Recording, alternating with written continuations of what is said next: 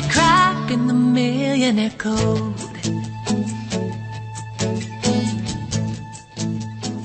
In this video, we're going to be talking about a search tip called expanding the search. And this is predominantly for the industry-based search. We'll talk about the people search in just a moment. So when we run an industry-based search, we know that we're looking for a particular business niche. So I might be looking for a business coach, and I'm looking in, let's say, Washington, DC. So I'm looking in a particular, for a particular industry in a location. Now, as we search, what's important to know is that the system will get the best results at suburb level, at the level of a suburb. Now, Washington is a suburb, but it's also a city. And as you can see with the results, we've really grouped the results very, very tightly right into the middle of Washington there, because that's looking at Washington, the suburb. So how do I get more results? Well, first of all, if I scroll all the way down to the bottom, I will see this small orange button that says load more. So this has used 20 of my searches, or however many's on the screen, roughly 20. And I might think, well, that's enough. I can now get my sales team to be busy. I don't want to use all of my search allowances, but if I want more leads, I can just click on load more. So we've got a few times that we'll be able to click on load more, and we'll be able to keep delving into that one location. As you can see, we've added a lot more. So now we can add these to a campaign. Great. Just like that. So we've added them to a campaign, but we also know that there's a lot more business coaches or a lot more results in this particular city that we haven't got yet. And that's what we're talking about by expanding the search out into a suburb level. And I can see, for example, as I look around the center of Washington, DC here, there are several suburbs that I could look at to see if we could get more results in and around the area. So I can see the big areas here. I can see, for example, Arlington. So I might come up here and say, okay, we're not looking in the center of Washington. Let's look in Arlington.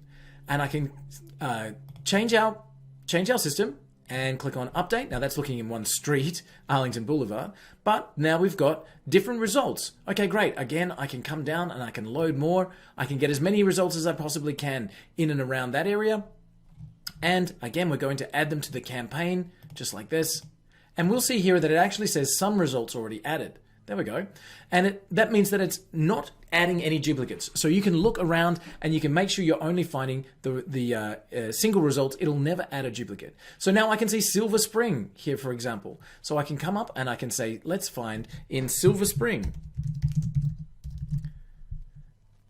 And we go, Silver Spring, just like this. Let's make sure we've got the right one. I think we've got quite a few here. I think it's this one. So Silver Spring is a suburb I can see here. And we've got now all of the results in Silver Spring. We can load more and keep going. So this system works best at a suburb level. And sometimes we have people say, oh, that's really slow.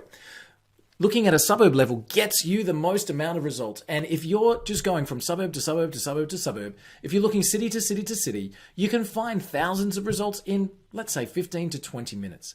So being able to load up in 15 or 20 minutes your database full of 1,000 or 2,000 of your ideal prospects and let the system then drip those out slowly over the month, that will get you the best results.